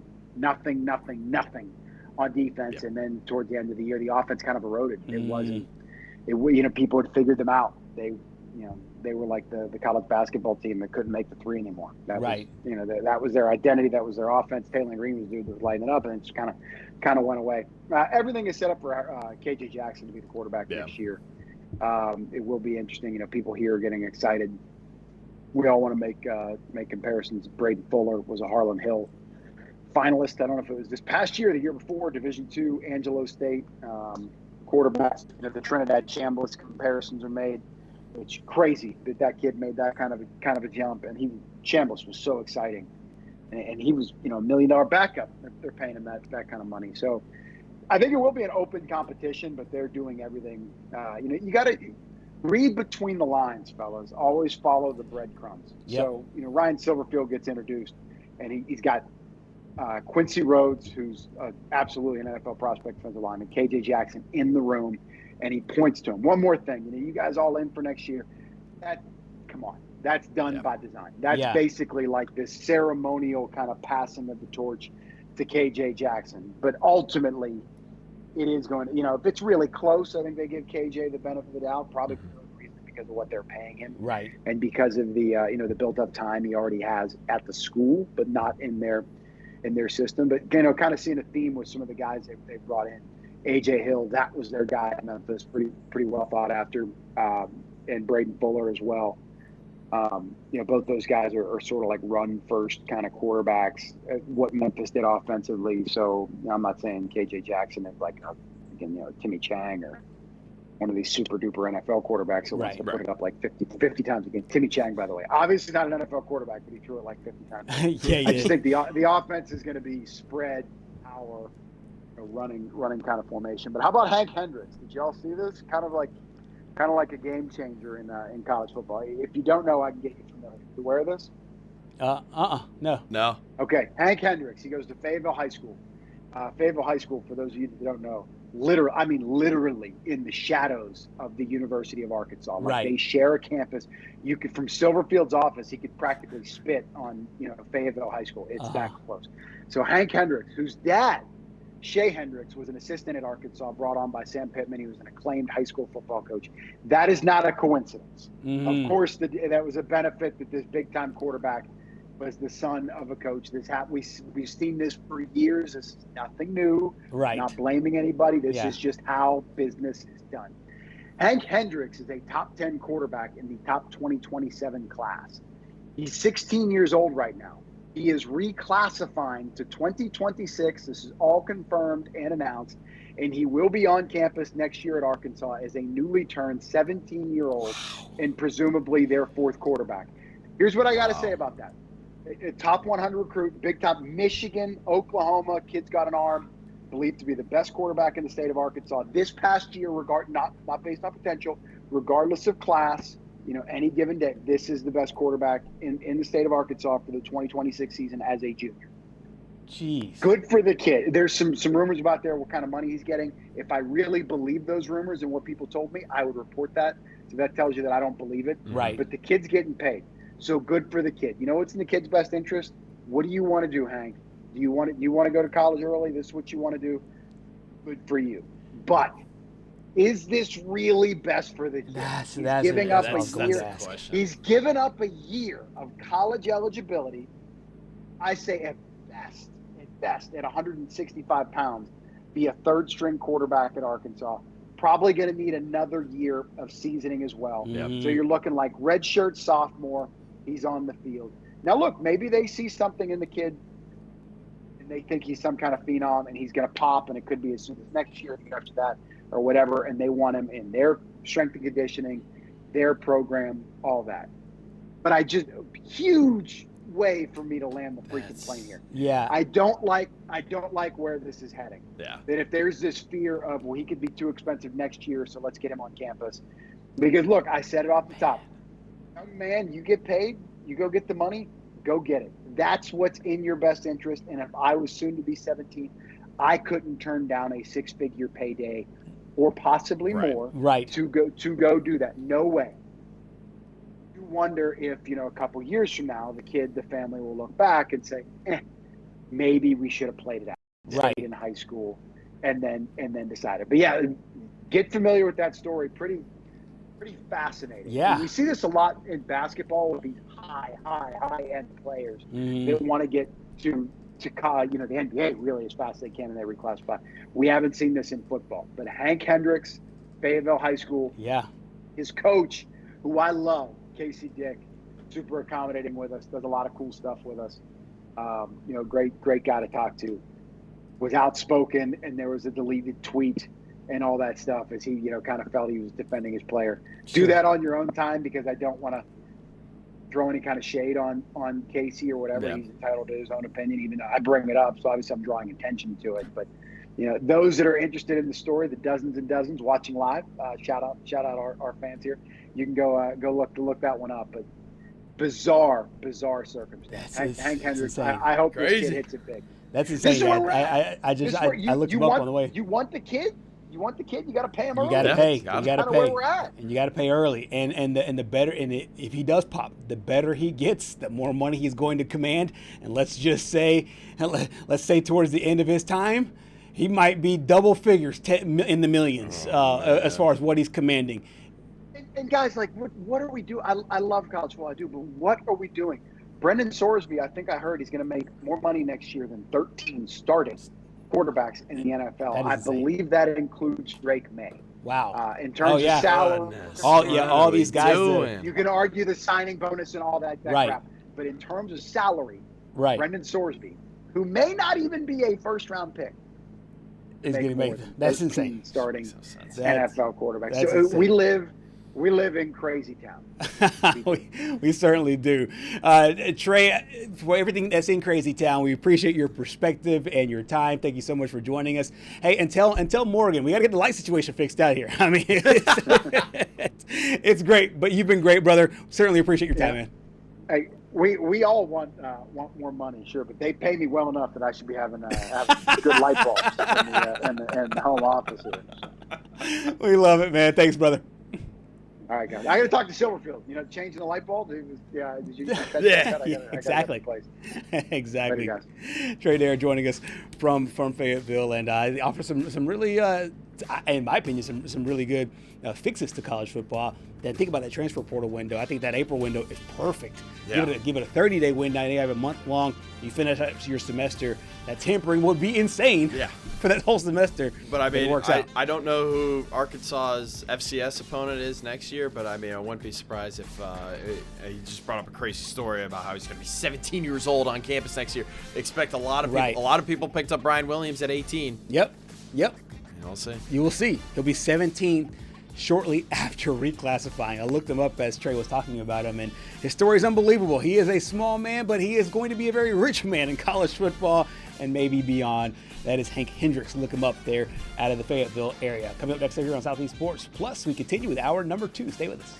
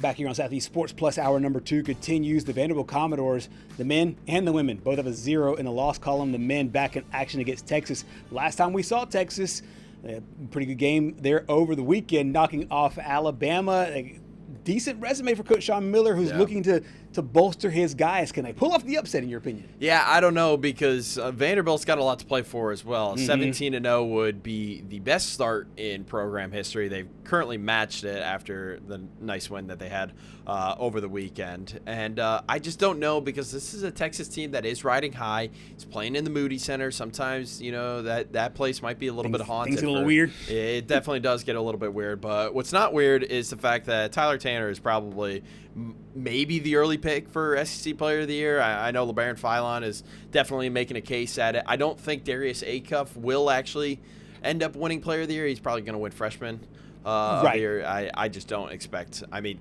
what Tyler Tanner's doing is absolutely unreal, and what LeBaron Philon did last night was out of this world. But Tyler Tanner has led this team to where they're at right now. He's averaging north of 22 points per game, alongside 8 assists and about 3.5 rebounds per game. Yeah, and Mark Byington, their head coach, has been saying, "Hey, we're just trying to go 1-0." I know that's really a football adage, but this team is doing the exact same thing, and they're asking Tyler Tanner, "Hey, continue to be our leader," but they're not relying on him. He doesn't have to score 30 every game in order for them to be effective. They have pieces around him, and I think that's a product of what Coach Mark Byington really wants to do as a coach. And yes, you're right. This Texas team is kind of dangerous, and they're feeling themselves here a little bit. The number's 4.5, which I found really interesting as well. That's kind of a little scary. Slimmer number, considering what we were just talking about with Trey Dare, how Arkansas is a big favorite. I know it's different games, different opponents, but I found that to be kind of interesting going into this one. Yeah, and I think when you look at this Vanderbilt team, they kind of have a big three of Tyler Tanner, Tanner Nickel and Devin McLaughlin. And they're going to have to go up against a guy who is feeling himself, but he's up and he's down. He's up and he's down. And that's Jordan Pope. He had that 28-point game against Alabama. But as Noah Gross said on this show last week after he had that scoreless game at Tennessee, Jordan Pope's really only a guy that affects the game with his scoring. And when he doesn't put up points, he's kind of just a pylon out there and is putting up Tony Snell stat lines. I mean, there's just he's a true scorer, doesn't really provide anything else to the table other than scoring points. And when he doesn't do that, I mean, what does he do? He's very ineffective. I think Noah compared him to Dion Waiters. No, Syracuse jab. I mean, what's going on? No. I'm just using his words because that's not the guy that I would go with. Yeah. I think I would more. I can't even think of a guy off the top of my head right now. A guy before Dion Waiters that was just he's ineffective if he's not putting the ball in the basket. Is the guy that I would go. Carter with. Williams kind of was. Oh yeah, Carter. Yeah. Carter Williams kind of the same thing. So it'll be interesting to see Vandy against Texas, two teams that are in. And then I mean after position. This, I don't expect the Vanderbilt winning streak to keep going because then you've got Florida, who it seems like they've started to figure out that guard position, and then they go to Arkansas, and it's so hard to win there at Bud Walton, and then you got Mississippi State, who has been playing well before you've got Kentucky. So I mean, it gets tough here. Yeah, and I will say this though. I'll say this as we were on the front end of this.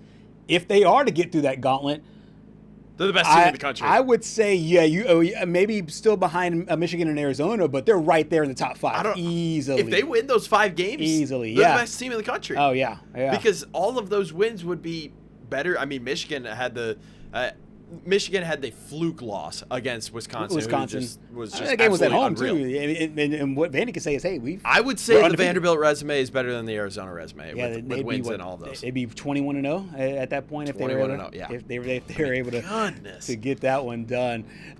They're at home. It should be a really interesting game here tonight. Several more games on tap tonight as well. We will have that and more next.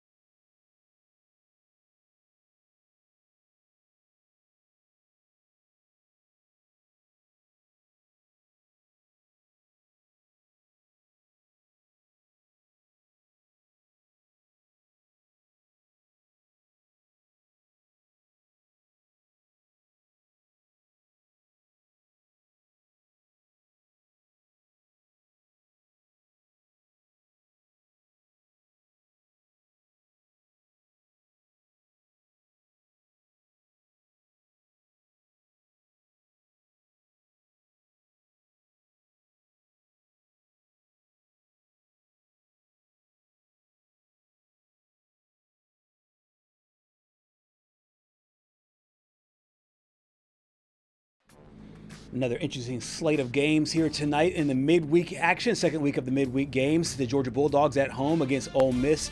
Big 10.5-point favorite there. Meanwhile, the Auburn Tigers are on the road, a slight favorite after picking up a win on Saturday. Kentucky at LSU, that game over in Baton Rouge as the Wildcats look to continue their momentum. And Texas is home against the number 1 team so far in the SEC in Vanderbilt. And then South Carolina and Arkansas, that game is tonight. A major swing there for Arkansas as the favorites there in that one. I always love these Tuesday and Wednesday night games because you had that swing back from your Saturday games going into the weekend games. I think some noise can be made tonight. I really do. And it is 3:57 in about 5 seconds, so you know what time it is. Predictions. We got Ole Miss at Georgia, the Bulldogs, 10.5 points favorites. I think one of the things that Mariah talked about was the fact that Georgia is scoring at such a high clip, one of the highest scoring teams in the country. I like that to continue here at home.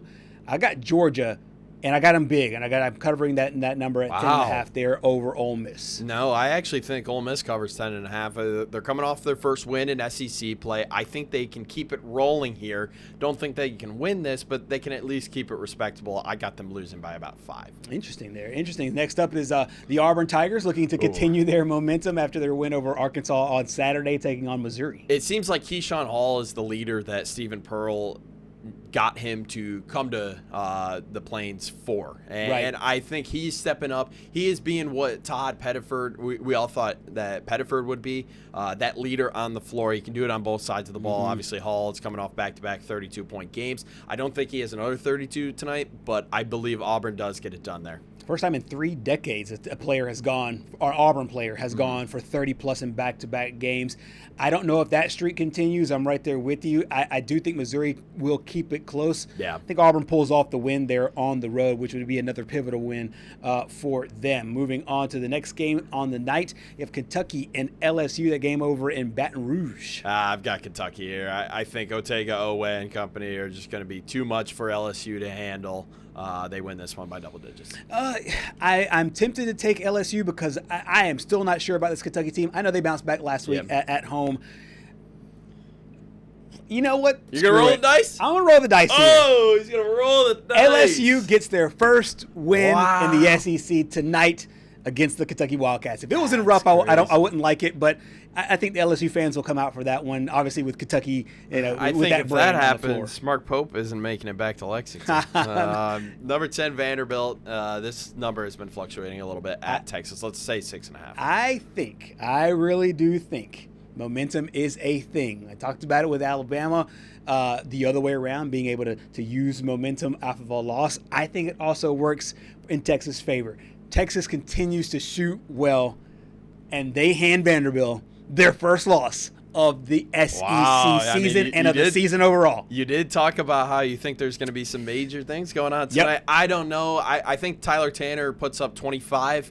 I talked about Jordan Pope. He really is only a true scorer. I just can't really trust him in Texas. I got Vanderbilt by 10 tonight. Nice. The last one over at Bud Walton Arena. You got the Arkansas Razorbacks against South Carolina. Acuff bounces back with a really nice night. He drops 30. Arkansas back in the win column. Save that because he might drop 30. You're going to need that. I might actually bet it. I might actually bet it. I'm right there with you. Kentucky walks away with a blowout win tonight over South Carolina. We will see you back here tomorrow on Southeast Sports Plus.